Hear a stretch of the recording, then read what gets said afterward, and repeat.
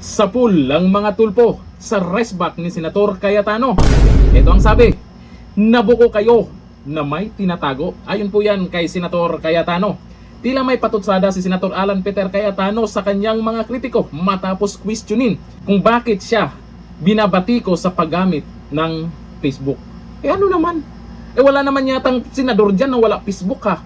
Kasi yung iba, may Facebook nga, yung post nila, pinagtatawanan na. Kaya nakapag nag-off comment pa.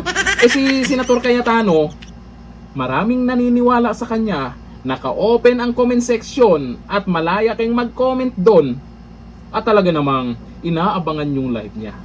Kasi naman, hindi naman lahat ng mga gustong sasabihin niya lalabas sa media. Kaya maganda yung ginagawa niya. Nag-a-update siya sa kanyang Facebook. Sa kanyang live stream nitong June 18, sinabi ni Cayetano na marami rin politiko at personalidad ang gumagamit ng Facebook upang direktang maabot ang publiko. Binigyan din niya na hindi naman palaging siya ang may pinakamaraming audience online at binanggit pa si Senator Raffy Tulfo at Senator Erwin Tulfo bilang halimbawa. Matatanda ang naging aktibo si Cayetano sa social media sa gitna ng mga kaganapan sa Senado na nauwi sa pagpapalit ng liderato at pagkakahalal kay Senator Sherwin Gatchalian bilang bagong Senate President. Ay nainggit ang mga yan.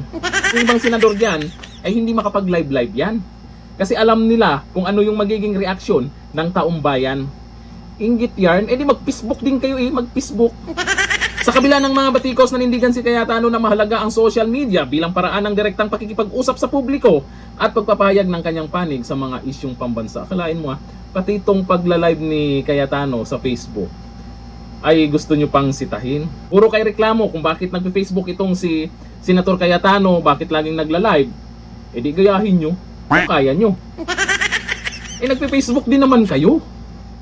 Grabe yung mga banat nyo na kay Senator Cayetano no? Parang wala na kayong ibang maibato sa kanya. Kasi itong si Senator Cayetano, alam po natin, mula noon pa, kaya bumilib din ako dito sa taong to, galit po talaga yan at ayaw po talaga yan sa korupsyon. Alam niyo sa totoo lang, yung dalawang senador na Tulfo, hindi nila kayang gawin yung ginawa ni Senator Cayetano. Yung pagla-live na nag-update kung ano yung mga ginawa dyan sa Senado, kung ano yung mga dapat gawin, kung ano yung mga nasusunod ba sa batas o nalalabag na yung batas, hindi kayang gawin ng mga senador na yan. Lalo ng magkapatid na Tulfo na yan. Anong gagawin nila sa live? Habang nagla-live sila, yung mga nagko-comment doon ay nagtatanong, maleta, babae, maleta. Tapos meron pa yung, ano ba yung gamot na yun? Yun yung i-comment malamang ng mga tao. Tapos yung lapriak, babahay ng lapriak. Kaya hindi nila magawang mag-live sa Facebook at ang pag-usapan yung tungkol sa Senado. Kaya sa mga Tulfo at sa ibang galit kay Cayetano, inggit na lang kayo. Kung may Facebook kayo, di ba? O pag nag-live si Senator Cayetano, manood na lang kayo.